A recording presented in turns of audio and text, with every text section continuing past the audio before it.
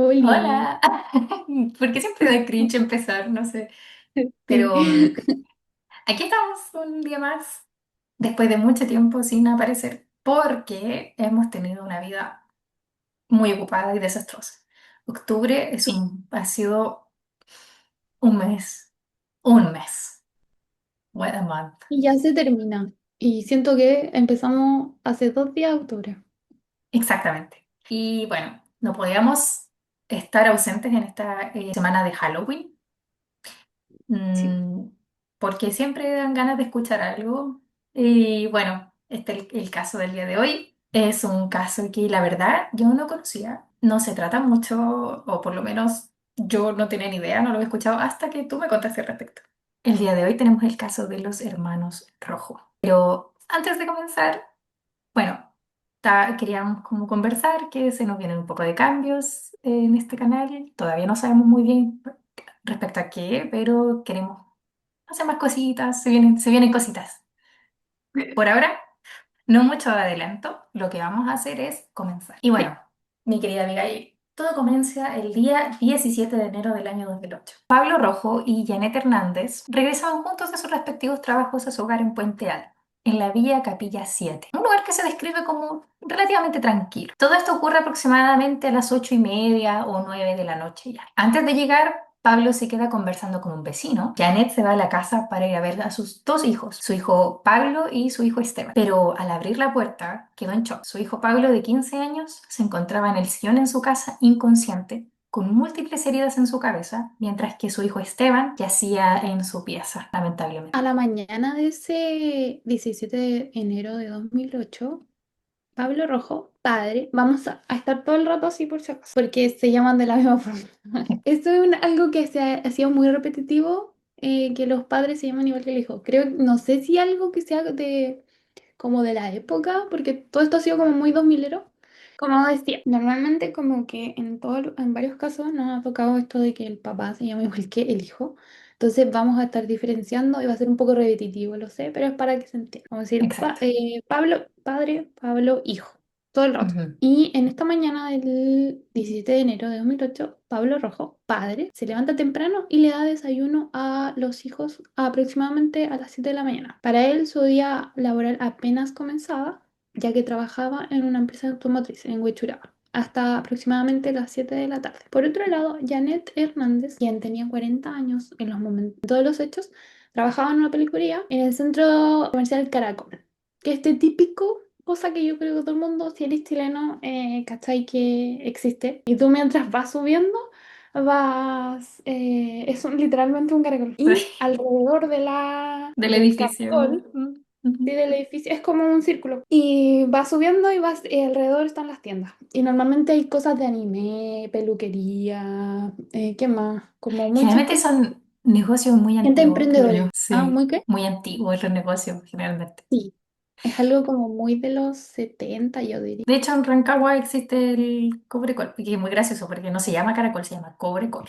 ¿Ya? Sí, ahí me hice este piercing. Ah. No, ¿verdad? Este lugar quedaba a media hora de su hogar en colectivo. Y esto es importante, porque esto tiene que ver con los horarios que ella dice y los horarios que en realidad pasaron cosas. Durante las vacaciones de verano, su deber era abrir este local a las 10 de la mañana, aunque este día Janet llegó alrededor de las 3 de la tarde. Justifica llegar tarde con que ella estaba cansada y que no quería trabajar. Precisamente en la versión de Janet, su día fue bastante normal, un trayecto normal, pero no cotidiano. ¿Por qué? Porque llegó alrededor de las 1 de la tarde al Caracol, cuando tendría que haber llegado a las 10 de la mañana a abrir el local. Y resulta que en su afán de no querer ir a trabajar, según ella, pasó a algunas tiendas a vitrinear, e incluso compró unas chalas en Ites y pasó a una farmacia. Después se va a trabajar a la peluquería como si nada, 4 horas más tarde de lo habitual. Estuvo allí 1 hora, hizo solo un corte de pelo y le pidió a su jefa permiso para ir a comprar cuerdas de guitarra para su hijo Pablo. Resulta que él necesitaba esta guitarra hace un tiempo y ella se la iba a comprar.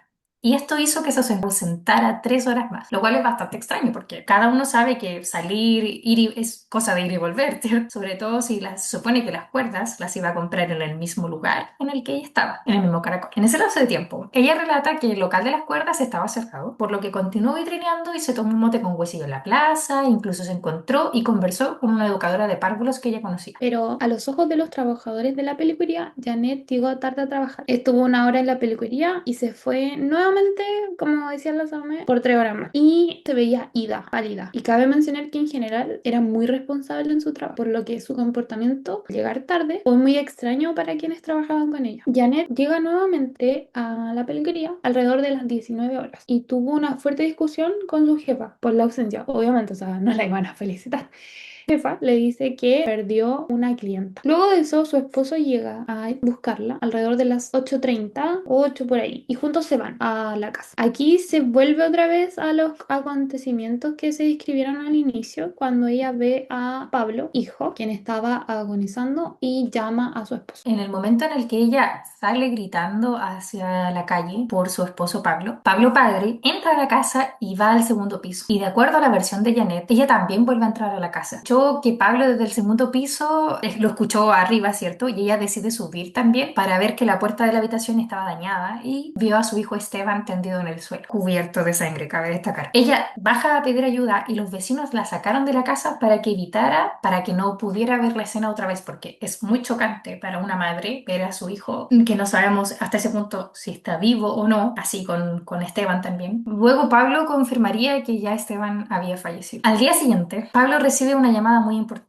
no sé si llamarla muy importante, pero una llamada importante, porque la rancherita llama a Pablo. La rancherita es un personaje del cual hablaremos más tarde, que es muy importante en la vida de Pablo. Eran muy amigos y él, estando en shock, le dice que atacaron a sus hijos y le pidió que lo fuera a ver al hospital. Y ella llega al lugar. Lo primero que hace es ver a Janet y abrazarla a ella para darle el pésame, pero esta responde de una manera muy fría. Aclaración aquí, no estamos hablando de una cantante que igual es conocida en Chile que también tiene el mismo sobrenombre, por si acaso. No es la misma persona, es otra La rancherita se cantante. llama Miriam, por si acaso. Sí, es Miriam. Y ahí vamos a hablar de ella porque es importante, pero en otro contexto. Exactamente. A primera vista parece ser un robo con homicidio, ya que la casa se encontraba muy desordenada y faltaban 80.000 pesos. Ya, esto, otras fuentes se dice que son 50.000. Así que, pero al final faltaba dinero. No importa mucho la cantidad. Igual es poco dinero, porque, o sea, hablando de pesos chilenos, es poco dinero. A lo que a lo mejor en esa época era más, ahora no, ahora no es más. Bueno, sí, buen punto. Sí, a lo mejor a esa época era más porque fue hace 15 años, 17 años, fue hace 17 años. De hecho, yo pensaba que lo brígido de todo esto es, por ejemplo, que Esteban tendría como nuestra edad prácticamente hoy en día. Además de los 80.000 pesos, otros objetos también fueron robados, vamos a llamarlos robados. Y también se consideran otras posibilidades. Puede haber una vinculación con el narcotráfico, ajustes de cuentas o un crimen pasional. Pero al notar que no hubo un forcejeo para entrar a la casa, se cierra el círculo de sospechosos cercanos a la familia. Se hizo una inspección ocular al momento de ya llegar y todo eso del sitio del suceso, en el cual se toman fotografías que luego sirven de evidencia y fueron clave para la investigación, porque de ahí pasa algo en una fotografía que ve alguien, o sea, un investigador, voy a decir, y ahí pasa algo, pero después lo vamos a explicar.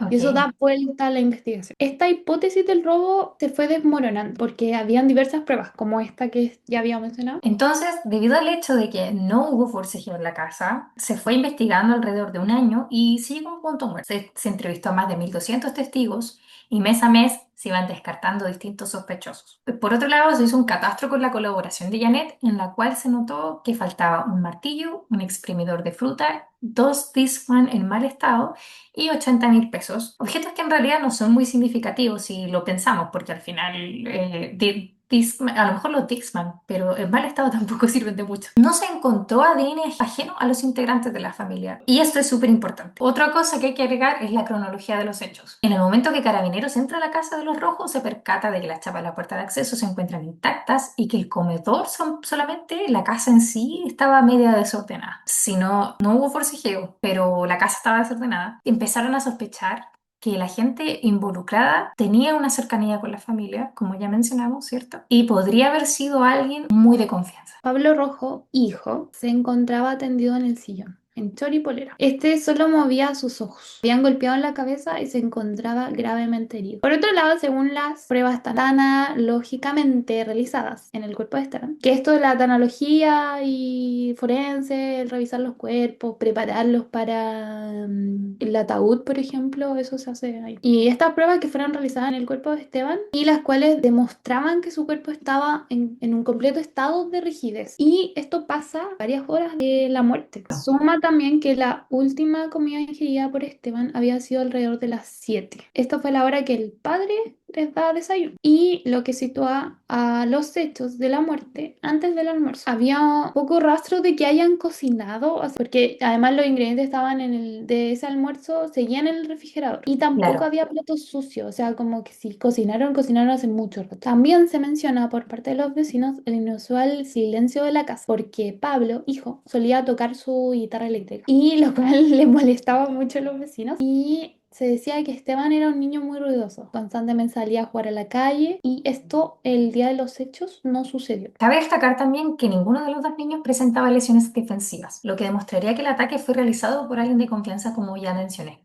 y que probablemente haya sido un ataque sorpresa. Ahora, esto igual, ¿por qué se deduce que no hubo defensa? Porque generalmente cuando esto sucede, la persona que es atacada puede tener, por ejemplo, debajo de las uñas parte de la piel de la otra persona por aletear y defenderse. Generalmente llegan a rasguñar y debajo de las uñas le encuentran pruebas de ADN de la persona que los atacó. Es como lo típico que podría haber pasado y no pasó. Y esto señalaba entonces solo una cosa, que los ataques tuvieron lugar entre las 10 y 11 de la mañana, horario en el que Janet todavía se encontraba en la casa. Esto está asegurado por la PDI, como ya lo explicamos. O sea, existen muchas pruebas del horario. El cuerpo no miente. Está más que claro el horario en el que sucedieron los hechos. Entonces esto nos llega a la siguiente pregunta. ¿Janet había sido la autora de los hechos? ¿Y por qué descartamos a su esposo Pablo? Antes de eso, hay que comenzar comprendiendo la relación del matrimonio Rojo Hernández. Pablo Rojo era músico y Janet Hernández era peluquera. La relación entre ellos dos podríamos definirla, no la sabemos completamente, ¿cierto? Pero podemos definirla hasta este punto como complicada. ¿Por qué? Porque Janet era una persona muy celosa y esto Pablo lo reconoce y lo sabe. Esto causaba problemas en el matrimonio y, entre otras cosas, también tenían muchos problemas económicos, siendo este un robo de un préstamo de 1.800.000 pesos por parte de Janet a su esposo Pablo, lo cual es muy extraño porque ¿por qué le robarías a tu propia pareja? Dinero que Pablo había guardado para ampliar su casa y que es muy importante, por lo cual hablaremos de esto más adelante. Estos son sucesos que lograrían demostrar cierto desenamoramiento por parte de Pablo, padre, hacia Janet. Aunque todo esto se intensificaría cuando Pablo Rojo conoce a Miriam en el año 2007, quien también trabajaba en el Caracol y era una cantante cuyo nombre artístico es La Rancherita y que reiteramos no tiene nada que ver con la otra rancherita. Pablo, padre, se hizo manager de Miriam y por lo que acudían regularmente a eventos musicales y mantenían una comunicación constante. Y esto agravaría los celos de Janet, llevándola incluso a un intento de suicidio. Porque ella jugaba mucho con esto. No digo jugar en el sentido de la palabra, sino que lo utilizaba como una forma de manipulación. Exactamente. Decía, es la típica de tú me dejas, yo me mato. Cegada por los celos, Janet le prohíbe a Pablo relacionarse con Miriam y le dice que sería capaz de cualquier cosa si se entera de que se han vuelto a ver. Por lo cual Pablo, padre, decide mantener en secreto los encuentros con la cantante. Exacto. Entre esos caóticos meses de noviembre y diciembre del año 2007, Pablo Rojo le confiesa a Miriam que su relación con Janet estaba un poquito complicada. Y en ese instante la besa. En el mismo lapso de tiempo, Janet le confiesa a Pablo que el año 2005 había sido violada por un hombre llamado Carlos, el cual no da más detalles. Y es desde entonces que este caballero le pide mensualmente dinero a ella, amenazándola con que va a asesinar a sus hijos o incluso a ella misma si no lo hace. Esto es con el fin de explicar lo que había hecho ella con el préstamo de Pablo, ese del que hablamos anteriormente. El tema es que no sabemos qué pensó Pablo respecto a esta confesión.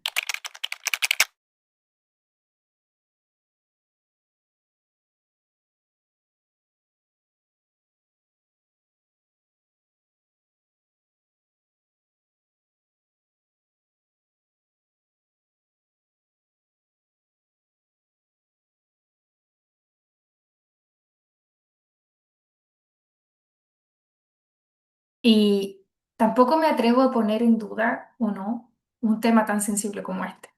Así que solamente lo narramos como es. No vamos a hacer juicio al respecto. Los problemas por celos entre el matrimonio continúan y Miriam, Miriam y Pablo se reunían en secreto por la tarde, los sábados generalmente, y este le compraba regalos. Y Janet se enteró de esto porque le preguntó a sus hijos al respecto. Ahora, algo que quería mencionar que leí por ahí es que en una ocasión Pablo le compró un reloj a Miriam y Janet encontró ese recibo por lo que le dijo a él.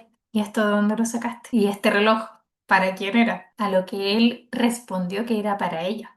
Y no halló nada mejor que comprar exactamente el mismo reloj, pero de otro color. Así Ups. que ya, igual Es cuestionable esa decisión, cuestionable la pero acción. Sí, sí, pero no lo neta, vamos a juzgar, pero porque imagínate tener una esposa como la Janet, pero claro, claro. No, se entienden las circunstancias que lo llevaron a eso, yo creo, exacto. pero es cuestionable que haya hecho eso. Igual es un error de su parte, pero igual entiendo que él estaba en una relación muy tóxica, muy mala. Sí.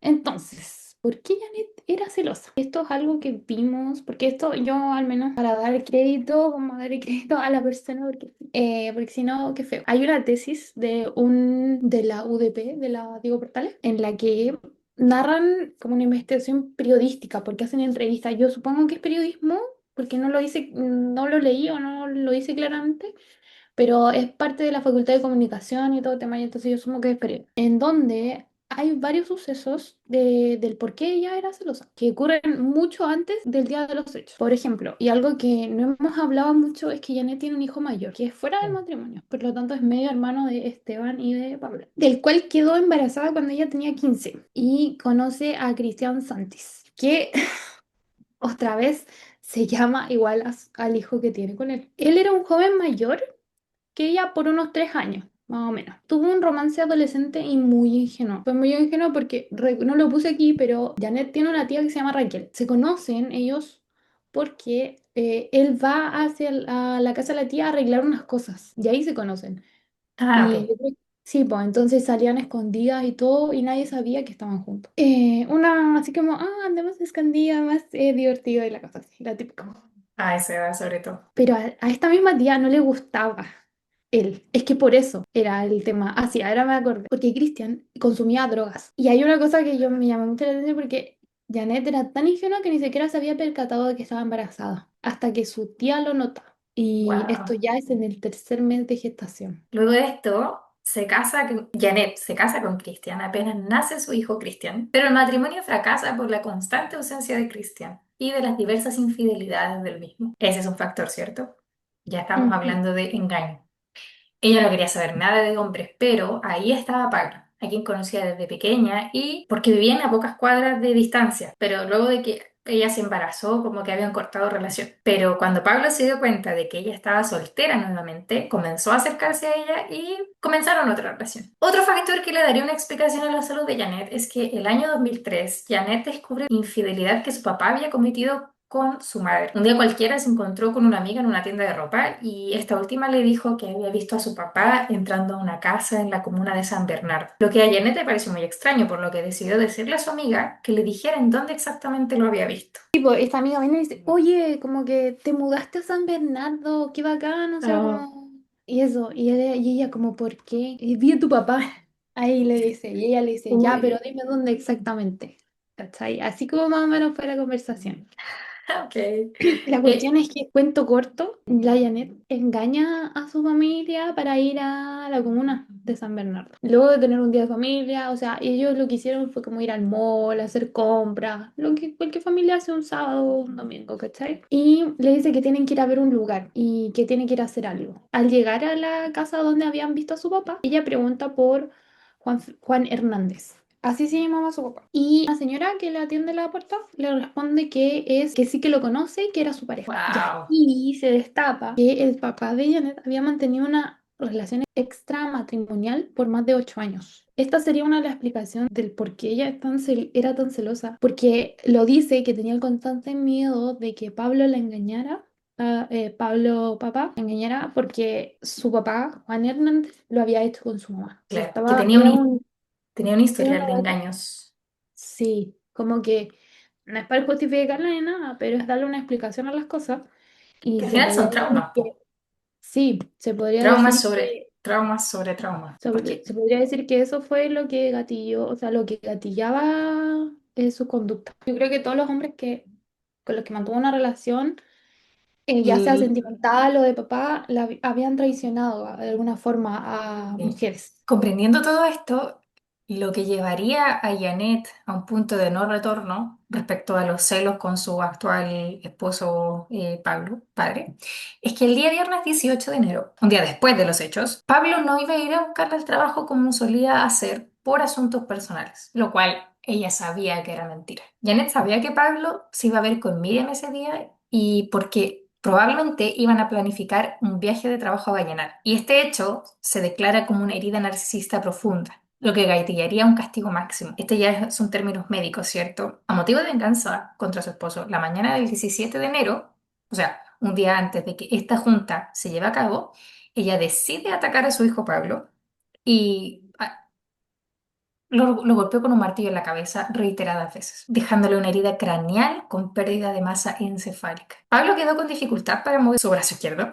Bueno, luego de eso ataca a Esteban de la misma manera, pero lamentablemente él no resistió el ataque y falleció. Un detalle que me parece súper triste es que Pablo tocaba guitarra, Pablo hijo tocaba guitarra y con este ataque él perdió movilidad de su brazo. Debe ser súper terrible porque al final esa es un talento, ¿cachai?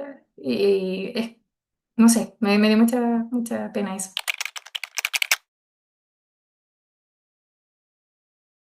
Respecto a la investigación, en el comienzo de esto era todo muy complejo. No había demasiadas pistas, huellas que habían en la casa eran de la familia. Entonces la PI no lo va a tomar mucho en cuenta. También estaba el hecho de que el arma homicida no estaba y tampoco había un móvil claro del por qué. Uno de los investigadores se llamaba Erwin Rojas. Le llamaba la atención de que todos los sospechosos provenían de los dichos de Janet. Ella decía que sospechoso podía haber. Y Claro. ellos decían, ah, bueno, ya, vamos a ver qué onda con esto. En sus declaraciones, Janet le hizo a la PDI, da una lista de sospechosos. Por ejemplo, ella dijo que el jardinero de la casa podía haber sido porque el día anterior había hablado con Pablo Hijo. Unos feriantes que habían ido a cortarse el pelo a la casa, gente X. Durante meses se investigaron a los habitantes de la Villa Capilla 7 y algunos incluso durante más de 8 horas en el cuartel de la PDI. Así pudieron crear un perfil de los niños. Esteban era muy sociable y pasaba tiempo jugando con sus amigos del barrio, como habíamos mencionado, pero Pablo era un poco más introvertido. Le gustaban los videojuegos y tocar la guitarra.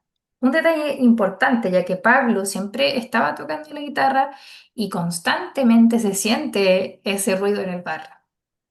Y como habíamos mencionado, ese día eso no ocurrió. La investigación no los llevaba a ningún lado, por lo que Erwin decide regresar a la casa para ver si encontraba algo y sí encontró. Al regresar a la casa, Erwin ya llevaba 8 meses investigando. O sea, mira, tenemos ya el día de los hechos, pasaron 8 meses y Erwin era el que dirigía como ya dije, y era el que dirigía la investigación. Entonces él empezó como como, ya, ¿qué puedo hacer? ¿Qué puedo hacer? Y dijo, ya, voy a volver a la casa. Y ahí este día recorrió la casa en busca de algo, simplemente eso y con una carpeta en sus manos que contenía las fotografías del crimen. Y las miró hasta que se dio cuenta de un detalle del que no se había percatado antes, que era un lazo que colgaba de la escalera. Esto lo hizo pensar en la hipótesis de que el atacante pensó en suicidarse ahí, y esto inmediatamente lo relacionó con las amenazas que Janet le daba a su marido Pablo, ya que como habíamos dicho, por ejemplo, ella le decía así como, tía, que si la dejaba se iba a tirar al metro. ¡Wow!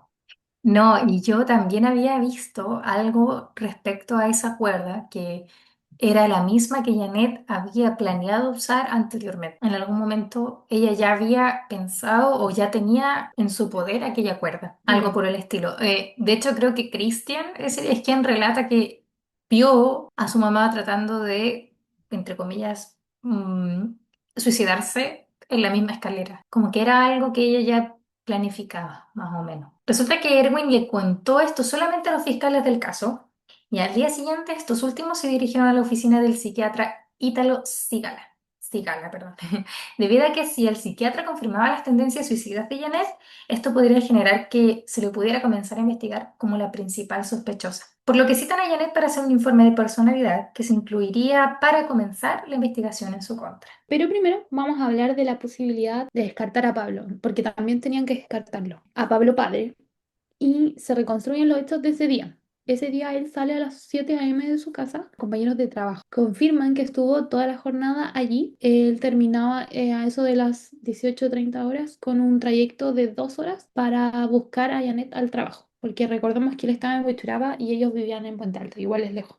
Claro, entonces coordinando el tiempo que se demoraba en llegar al trabajo y volver, sería muy complicado que él pudiera tomarse todo ese tiempo de viaje para ir y volver a la casa como sucedió ese día, lo que seguiremos conversando un poquito más adelante. Además de esto, se le hizo una entrevista con el mismo psiquiatra para tener un perfil de su personalidad. Y según este psiquiatra, Pablo padre decía que tenía miedo al entrar a la casa. Decía que prendía todas las luces, miraba alrededor. Incluso salía que él miraba detrás de la cortina del baño, Oh, qué triste. por lo que él se sentía muy inseguro en su propia casa. Y esto no, que por esta cosa que le pasaba, este miedo que tenía Pablo, no lo tenía Janet, no le pasaba nada. Relatan así como que ella no, ni siquiera estaba viviendo un duelo, ni siquiera se notaba que estuviera viviendo una etapa del duelo. Hay una entrevista, me imagino que es en el intermedio de la investigación, donde aún no se sospechaba de Janet, en la que están Pablo padre y ella frente a las cámaras en una entrevista, digamos, y Janet se ve conversando activamente sobre el día. Se siente muy extraño porque se nota mucho que Pablo está al lado callado y hace un aporte a la conversación muy, muy triste, se le nota demasiado, mientras que ella se ve muy activa conversando sobre el hecho, así como, y yo subí al segundo piso, vi la calle, vi la cama, así como que, a mi parecer, se sentía como que era algo que se sentía como una mentira. No sé si me explico, pero Sí, también se veía podría ser como, por la personalidad narcisista, entonces ella estaba teniendo atención y se quizás veía le como gustó. ensayado, eso, se veía como algo ensayado, como que, Ya, insisto, se sentía como cuando alguien te está mintiendo, tú sabes cómo se siente eso, ah, claro, como convenciéndose de su propia mentira. La investigación ya. entonces se centró en Janet porque su actitud era muy poco comprometida sentimentalmente. Se contradecía constantemente, tenía lagunas en su declaración y su coartada era poco creíble en muchos sentidos. En el informe, ella siempre se mostraba esquiva para hablar, no tenía una buena disposición para hablar con el psiquiatra y le contestaba con ironías, que es algo que ella hace mucho. Y de lo que sí le interesaba hablar era de la supuesta infidelidad de Pablo, padre, mientras que de sus hijos tampoco se veía muy afectada. Volviendo a la coartada de Janet, esta contenía diversas contradicciones. La contradicción más importante de todas es que ella dice que salió de casa 12 del día para trabajar. Hasta ese momento sus hijos estaban vivos y bien, y que incluso les había dado de comer almuerzo. Y esto es mentira, porque en la autopsia de Esteban se estableció que él no había vuelto a comer luego del desayuno, ya que la digestión estaba terminada. Es decir, él no tenía nada en el estómago cuando él murió. Es por esto que la muerte de Esteban se establece alrededor de las 10:11 de la mañana del 17 de enero de 2008. Resulta que al principio se acuerdan que estábamos diciendo que ella relata un encuentro con una educadora de párvulos en el Caracol. Esto también es falso, ya que se entrevistaron a muchas educadoras de párvulos. Yo te juro que el investigador, el señor de la PDI, dijo, si mal no recuerdo, como 1.000 personas o 800 educadoras de párvulo o relacionadas al tema, y todas dijeron que no. Ninguna pudo afirmar haber estado ahí y conversar con ella específicamente ese día. Janet conocía detalles también de los hechos que ella no debería, puesto que cuando Pablo descubrió los ataques el 17 de enero de 2008, varios vecinos testificaron que ella no volvió a entrar al domicilio como ella relata. ¿Se acuerdan que al principio ella dice que volvió a la casa y subió al segundo piso y todo esto? Esto es mentira. Y los mismos vecinos dan fe que eso es falso, porque apenas Pablo entró a la casa, los vecinos lo primero que pensaron fue que ella no debería mirar esa escena, no debería ver a sus hijos en ese estado. Esto demostraría el conocimiento que ella tiene sobre la escena del crimen, demostraría que estuvo antes en este contexto. Y por último, y esto también es muy importante, porque resulta que ella le dice a su jefa que quiere comprar la cuerda de la guitarra para Pablito, pero resulta que ella no debería haber tenido la urgencia de comprarla porque un día antes, un poco de tiempo antes, un vecino se la había prestado. O sea que esta excusa no era muy válida. Respecto a esto de que ella no entró, yo recuerdo que en el donde estaba lo que leí, decía que los vecinos relataban que ella estaba al lado de un poste y se quedó ahí, o sea que Mm. no entró. Hay gente, mucha gente decía que estaba literalmente al lado del poste de luz, de afuera de la casa. Otro dato clave fue durante la segunda ausencia de Janet en la peluquería, que esta fue entre las 16 y 19 horas. Aunque ella dice que estuvo en el Caracol, una vecina que vivía en la casa colindante de los Rojo Hernández, estaba viendo una película, escuchó varios golpes en la madera que que eran provenientes de la casa. El horario de esta película fue cronometrado, y lo cual databa de entre las 5 y 5:30. Esto coincidiría con los golpes de la puerta de la pieza para aparentar el robo. Y lo más probable es que ella en este lapso de tiempo haya desordenado la casa. Aunque tenemos que dejar en claro que esto hace ver que los crímenes se cometieron en la mañana y que ella va otra vez a la casa a desordenarla, alrededor Sí, de la hora que dijimos. sí, Entre esa hora exactamente. ella volvió a la casa. La hipótesis de esta situación es que acuérdense que se demoraba media hora entre el caracol y su casa. Así que el tiempo coincide para empezar. Otra cosa muy importante es que probablemente lo que pasó por su cabeza en ese momento fue que ella resulta que al llegar al trabajo probablemente reflexionó con que esto era muy extraño, era una situación muy poco creíble. Por eso regresó a la casa y comenzó a desordenar como para que se sintiera y se viera un poco más creíble. Sí, eso mismo te Ahora, iba a decir. exactamente, ¿cierto? Cuando Carabineros entró a la casa, se dan cuenta de que las chapas de la puerta estaban intactas, ¿cierto? Lo hemos conversado, pero el comedor estaba todo desordenado. 3 días después de los hechos, los investigadores del caso fueron a la casa de nuevo y notaron una actitud extraña en Janet, quien quería estar al mando de la diligencia y no obedecía órdenes ni sus protocolos para trabajar, por lo que el trámite se demoró mucho más de lo que debería. Ahora, tengo que volver a insistir, esta es la actitud de la mujer. Es una mujer que es como muy impulsiva y habla muy rápido y es como muy, a mí se me hace muy a la defensiva siempre, por las entrevistas que vi. Ay, que ella se me hace como muy pick me. Sorry. También. La wea random, pero tengo mis razones para decir que ella es pick me. Porque ¿Por qué? eso de que deseas que sea celosa con las mujeres y que me misógina, pues se nota que es misógina. En ese sentido, lo digo. Algo que yo escuché en alguna parte, pero no supe si era real o no, es que Ujú. Janet le presentó a la rancherita al esposo Pablo Sí, porque ella pensaba que la rancherita era lesbiana. No sé si esto será verdad, fue lo que escuché en alguna parte. Y es que, que que es como que ya es lesbiana, puede ser tu amiga. Me pareció tan... sí, ella tenía muchas inseguridades sobre las mujeres. Era Sí. muy, podremos llamarla una mujer misógina. Yo la definiría como, no sé, o sea, dando una hipótesis. Y diría que es como media de, ay, no, con mujeres no, ¿cachai? Así como, Otra las cosa, mujeres no sí. son divertidas. O sea, las Otra mujeres son cosa que malas me y quieren robar el llamó marido. mucho la atención es que por lo menos la prensa se encargaba mucho de demostrar que Miriam era una mujer joven. La rancherita era una mujer joven. Siempre se está recalcando que era una mujer joven. Así que también es como que algo que mantener en mente. Ya, claro, la narrativa que seguían. Sí, o sea, yo lo digo porque siento que ella era como, ay, todas las mujeres me quieren robar al marido. Es que sí, precisamente. De hecho, Y, también existen y eso, eso otra... del la lesbianismo y lo que sea de ser lesbiana de la esta, creen que es que la gente decía que era lesbiana porque se juntaba con gente que era lesbiana. Oh, eso no lo Muy sabía. estúpido, pero eso lo dicen en la tesis. Se suele asumir eso, a la gente suele asumir algo así, ¿cierto?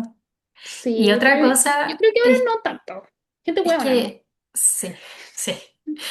Los celos datan de mucho antes, ¿cachai? Yo vi que Mm, Pablo en algún momento testifica al respecto. No sé si lo pusimos en el informe, pero ujú. ella le hace como escenas de celos hasta por una jefa que él tuvo en algún momento. Así Sí. que es algo que pasaba harto. Sí, ella tenía un problema brígido con las mujeres, de verdad. Sí, sí, Y por eso yo digo que me da pico. Porque las pygmies hacen eso. Las pygmies odian a las mujeres internamente. sí, en realidad Sorry, lo voy sí. a decir. Es un odio Lo que dije tienen que. conmigo.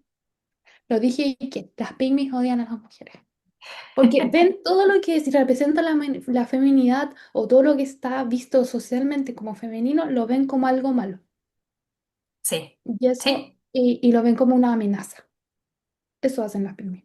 Sé que el concepto es reducirlo muchísimo y decir algo como muy de la cultura popular de ahora. ¿Qué es el tema? En menos Más grande que eso, yo creo. es un concepto más serio que de lo Que que el está, del que yo de me lo estoy que se refiriendo. usa, claro, de lo que se usa generalmente, para lo que se usa generalmente. Porque Sí, es en más serio. realidad, claro, pero es Sí. como para ponerte en onda con la jerga y que tú y yo conocemos hoy en día, es así, es eso. Sí, es como para que se entienda lo que quiero decir, más que Sí, nada. y sí, en realidad sí. Es como para que se entienda más que nada lo que quiero decir, pero ella tiene un grave problema con eso. Y yo Entiende la siempre gravedad. digo que sí, yo sé que es más grande que eso, pero si profundizamos en lo que significa ser pygmy, podemos llegar Sí, a la sí. conclusión de que hay un cierto odio hacia las mujeres a través de una propia mujer. Ujú. Y eso me parece brígido. Algo, no, y algo importante también es que por lo menos podemos darle el crédito de que de que no le hizo daño a esta mujer, porque pudo haber sido que en vez de hacerle daño a su esposo mismo, podría haber elegido a Miriam como su target. Sí, sí, sí, sí. No, Yo creo y que incluso eso, pudo haber pasado, porque esto sí, está, sí, esto es algo que no puse porque no lo encontré como relevante hacia el caso, pero cuando ya empieza a darse cuenta como esta relación que tienen los dos, como que son muy apegados, son muy amigos, ella le reclama y la llama sí, por teléfono y la va a buscar al negocio donde ella trabajaba porque ella era, Miriam es sí, vendedora. creo que yo lo puse, sí, sí. Sí, y le reclama que como que tiene que dejar y se ofusca mucho y la otra le dice como, porque la besó y ella se enteró, porque la besó, Pablo besa a Miriam y esta otra se entera, no sé cómo, y va y le va a reclamar a la esta y ella le dice, ya, pero llámalo para confirmar, pues porque ella no estaban ahí. Y esto creo que se lo dice a uno de los fiscales, la Miriam o alguien, a alguien se lo Ujú, dice y el fiscal, porque después ella le dice que, pero espera, que la Janet la llama y le dice como, quiero seguir hablando contigo, ven a tal parte. Y ella llama a alguien, pero no me acuerdo si eran los PDI o los fiscales. Y el fiscal le dice, o sea, como estas personas le dicen como, no vayas, porque, o sea, como es peligroso para ti que tú vayas. ujú. Así que ella pudo haberle hecho Podría haber daño, pasado cualquier cosa. pudo haberle hecho daño a Miriam también. Ahora, sigue siendo mal Hipótesis. orquestado porque si tu pareja besa a otra mujer, tú tenés que ir a pintarle el mono a tu pareja, no a su mujer. Así que Sí, o sea, hay veo que pequeños... alguien haga eso, debo ser pata negra en esta vida, pero primero reclámale al que tiene el ahí hay mandamiento. pequeños tintes de pigmicismo de los que estábamos conversando. Sí, porque al tiro le fue a que reclamar a ella. Pues bueno. No, esa bueno se hace. Po.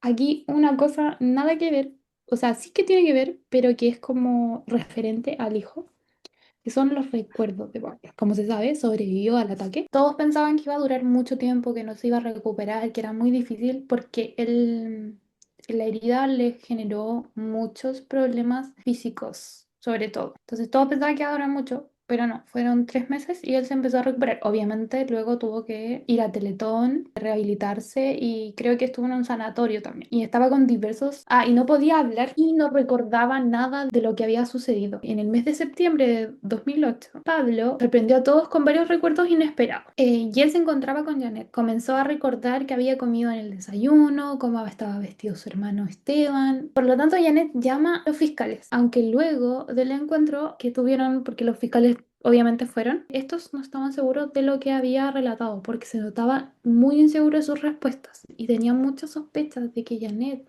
había intervenido de alguna manera en esos recuerdos. No era como algo que Pablo hubiera salido así como de repente, no, se notaba. Porque algo que narraban los fiscales es que ella intervenía cada vez que le preguntaban cosas a su hijo. Ella contestaba por él, incluso, Ujú. en algunas Entiendo. ocasiones.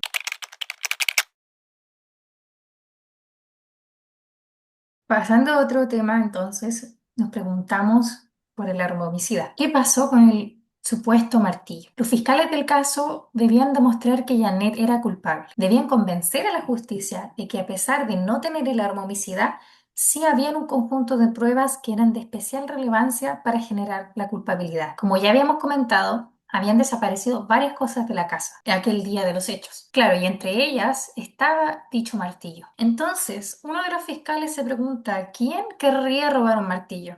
Recordando que todo esto se hizo ver como si un ladrón atacara a los niños. Cabe destacar, hay un dato muy importante en este caso, es que el día anterior, Pablo padre había utilizado el martillo de la casa para colgar un espejo en alguna de las piezas y por eso el martillo se encontraba a mano, digamos, ¿ya? Eso es como un dato importante. El perito que realiza el estudio de las lesiones tanto en Pablo, hijo, como en Esteban, concluye que estas heridas fueron provocadas por un objeto de gran masa, pero ese objeto no tenía un gran volumen. Si este objeto se emplea con fuerza, puede perforar un cráneo, lo que hace creer inmediatamente que puede ser un martillo y descarta, por lo tanto, que se haya usado una botella o un palo. Te Sí. da justo porque justo es algo que tiene gran masa, como un martillo, pero es pequeño. De hecho, también en una de las entrevistas que vi se hablaba de la proyección de la sangre en relación con el martillo, porque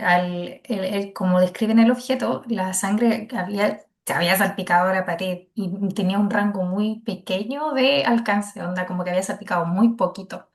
Por eso también se puede dar cuenta de que es un objeto de estas características. Entonces, días antes de estos hechos, el martillo de la casa estaba en la caja de herramientas porque Pablo, hijo, le había pedido a su papá si podía dejarlo en el segundo piso porque quería arreglar su cama, ya que tenía una tabla rota. Entonces, aquí nos encontramos con varias circunstancias en las que dicho martillo estaba en la casa, como mencionamos el tema del espejo y ahora el tema de la cama. Es importante esto porque descarta que alguien lo hubiera atacado de manera sorpresiva, porque para hacerlo alguien debía subir al segundo piso para buscar el martillo y esto sería algo de que el menor se hubiera percatado. O sea, él estando abajo, alguien ajeno a la casa, recorrer la casa para encontrar dicho martillo y después bajar a atacarlo, claro, no tendría mucho sentido, ¿cierto? Por otro lado, si se hubiera atacado a Esteban primero, se hubiera también de alguna forma se hubiera dado cuenta. Esto probaría que Pablo fue atacado primero que Esteban y que estos fueron atacados por alguien de confianza. ¿Por qué? Porque nuevamente recalquemos que si yo siento a alguien paseándose por mi casa, yendo a buscar dicho martillo, porque aparte de un ladrón no va a saber si hay un martillo o no en el segundo piso, ¿cierto? Son cosas que daban cuenta de que Janet podría haber estado involucrada. Una de las primeras certezas que se tienen es que alguien lo había ocultado para deshacerse de la evidencia incriminatoria. Y esto es algo que se sabe y tienen certeza los investigadores. Otra cosa como que tiene que ver, pero no tanto, es que uno de los primeros que habló de los problemas de Janet, sobre problemas ya de celos, de todo el tema mental que ella tenía, fue su hijo mayor, Cristian. Y esto ayuda a los fiscales a encontrar la verdad de los hechos. Ahí empiezan a darse cuenta como, ella tiene comportamientos que constantemente la gente ha visto en ella. No es como algo que salga de la nada. Y incluso declaró que su madre podría soportar perder a sus hijos, pero no a su marido. Wow, eso es algo fuerte de decir. Y que lo diga tu propio hijo. Sí.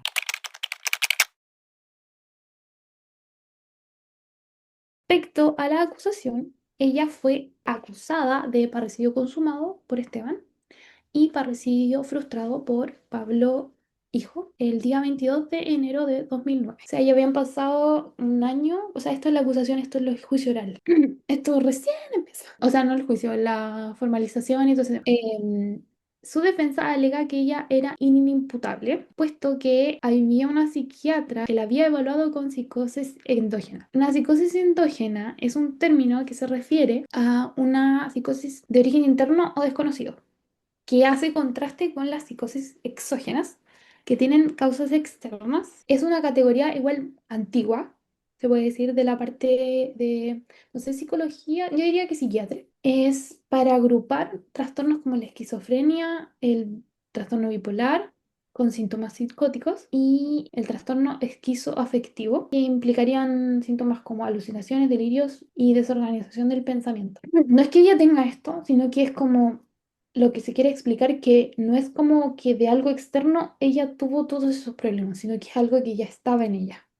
Ujú. Y se quiere decir que busqué un poco más de la palabra y quiere decir que está en su cerebro, que ella como que prácticamente nació con eso, algo así.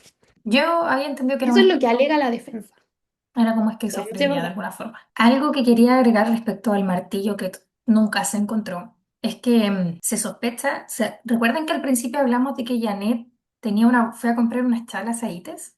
Ya, en alguna parte yo vi que se sospecha que en dicha bolsa ella traía ropa de ella que probablemente haya estado ensangrentada y este martillo, junto con algunas otras cosas que podrían haber sido claves para el caso. ¿Por qué? Porque la misma gente de la peluquería la ve con dicha bolsa cuando entra y después ya no la ven más con ella. Así que ese es un detalle muy importante. Algo de lo que se habla mucho es de cómo ella tenía y después no tenía esa bolsa cuando fue a trabajar. Entonces, Sí, yo vi que algo que se había cambiado la polera, algo así. sí, sí, eso es algo también importante. Volviendo al tema del psiquiatra, otro psiquiatra que le evaluó constantemente durante el caso, o sea, la psiquiatra asignada para el caso, porque de la que estábamos hablando anteriormente, digamos que era por parte de la defensa de Janet, y esta era la asignada al caso. No sé si funciona así directamente, Es tiene que yo sentido. vi que había a una de la defensa y vi que había otro de SML. Eso mismo. Entonces, el psiquiatra que la evaluó constantemente durante el caso responde que tenía conductas psicopáticas y narcisistas e instintos suicidas, pero que sí era imputable. Y esto era completamente reactivo a los celos. O sea, no da fe de que exista una psicosis endógena en ella. Por otro lado, se considera el síndrome de Medea, el cual es cuando, en este caso, la madre le hace daño a su propio hijo, considerando que este acto es para hacer sufrir al otro padre, en este caso al papá, ¿cierto? En un contexto de venganza. Esto podría verificarse por testimonios en el funeral de Esteban, los cuales proponen que Pablo sí se encontraba visiblemente afectado, mientras que Janet se veía fría y serena, lo cual haría pensar que siente que logró su cometido. Ujú. Por muy, Estaba tranquila. suena muy frío, claro, suena muy frío, pero esa es la lógica tras este acto. Sí, volviendo al tema de el síndrome de Medea, este es un síndrome que proviene de una tragedia griega, en donde Medea, que era una hechicera que se enamora de Jason, pero este la abandona por otra persona. Entonces lo que hace Medea es buscar darle a Jason un, no sé si se dice Jason, no, no, la verdad. Yo creo que Jason X. o Sí, Jason. Jason, no sé, porque No, griego. debe ser Jason. Vamos a decirlo como los gringos. Jason. Sí. Ya. Y este, al abandonarla, ella quiere, o sea, busca causarle un daño tan grande que no le permita ser feliz.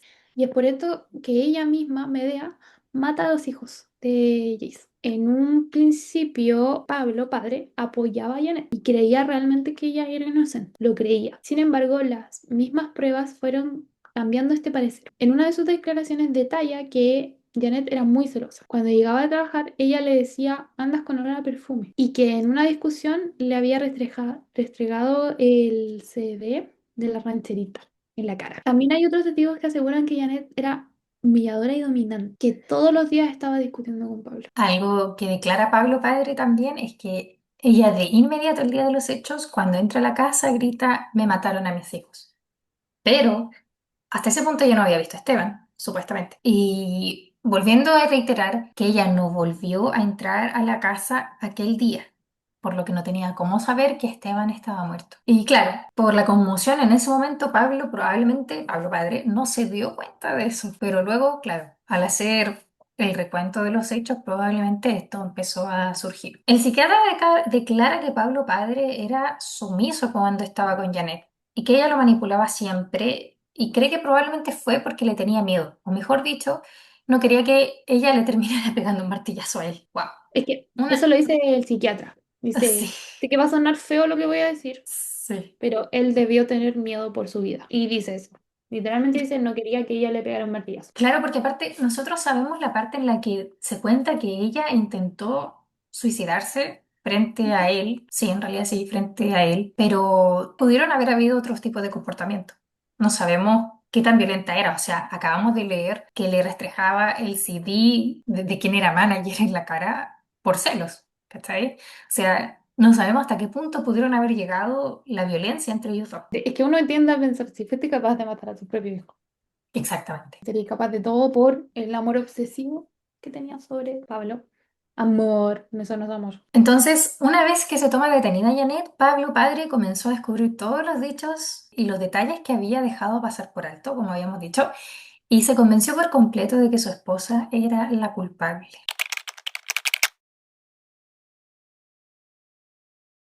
Aquí vamos a retroceder un poco, porque vamos a hablar de los relatos de testigos que estuvieron ese día, que son los vecinos. Vamos a verlo desde la perspectiva de un tercero. Entonces, este día, 17 de enero, Juan Pablo Lorenzo, a quien llamaremos desde ahora Lorenzo, ¿ya?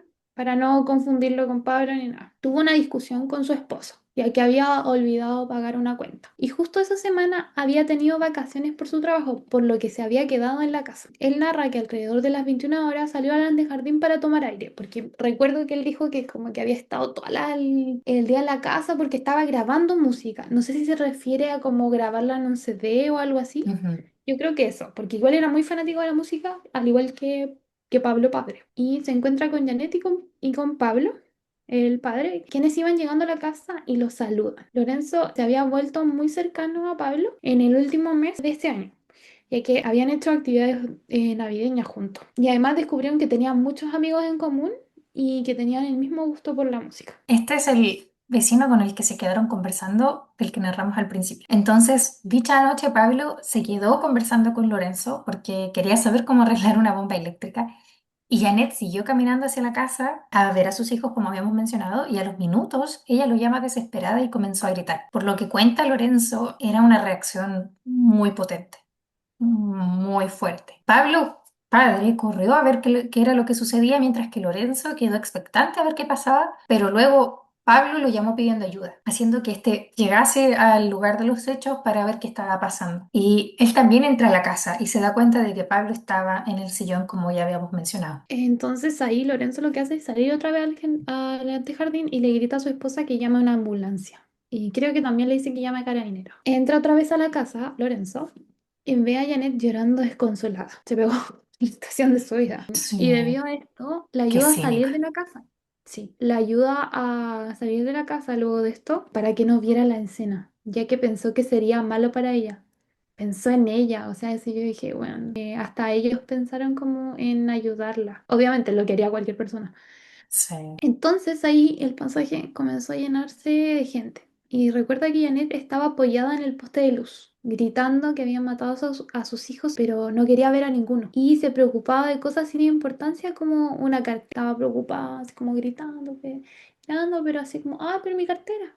¿Quién se preocuparía de eso en ese momento? Hay otro vecino que se llama Patricio Sangüesa y narra que justo en el momento que llega a su casa se da cuenta de esta situación. Pero le dice como, oye, ¿puedes llevarme al hospital para llevar al niño a Pablo hijo? Pero justo llega la ambulancia. Entonces le dice como, Ah, lo van a llevar en la ambulancia, llévame tú al hospital. Él lo lleva al hospital, el otro vecino, porque él justo venía en el auto. claro, esto fue la vivencia como desde otra perspectiva.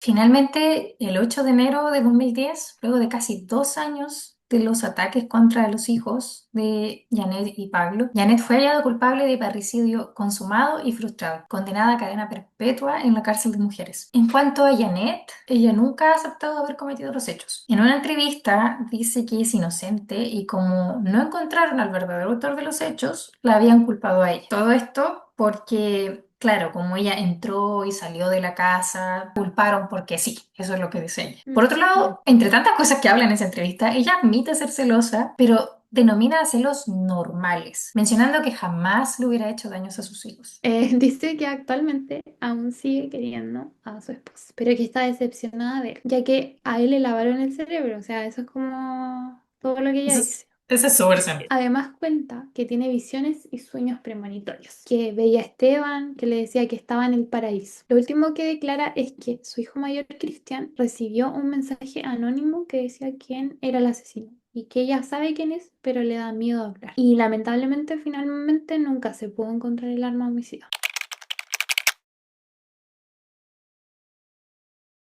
Respecto a Pablo padre, lo último que se supo es que él vive con Miriam en la misma casa en la que sucedieron los ataques. Según él, comenzaron una relación amorosa tiempo después en un reencuentro que tuvieron y que él no puede comprar otra casa, por eso sigue viviendo ahí.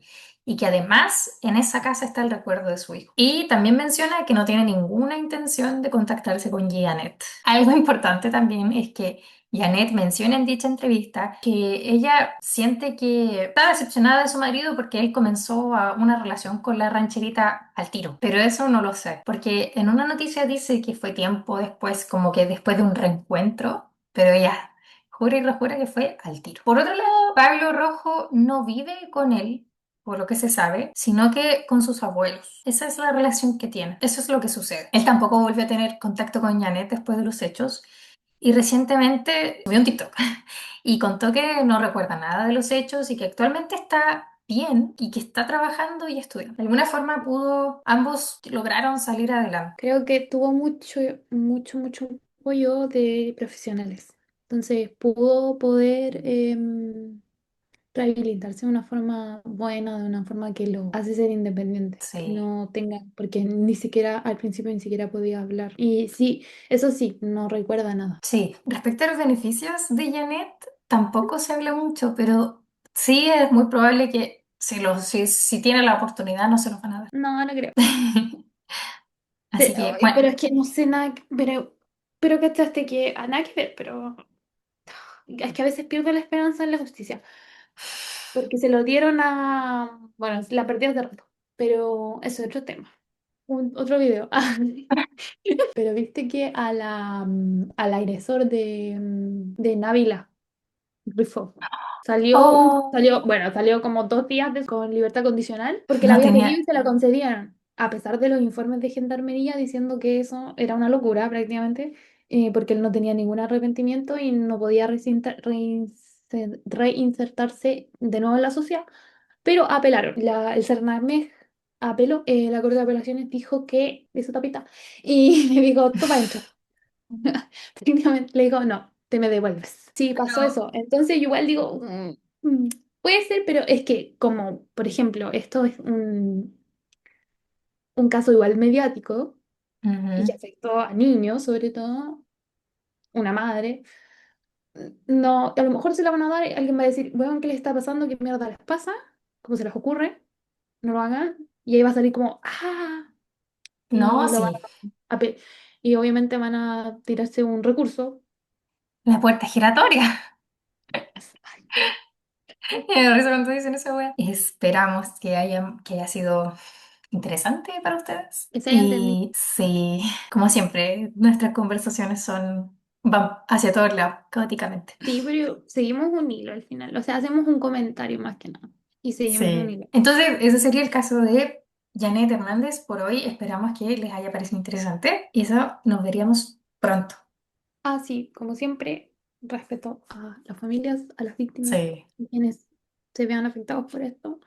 Sobre todo porque hay gente que todavía está viva y que tiene una vida normal. Y Y qué es bueno que tengan una vida normal, se lo merecen.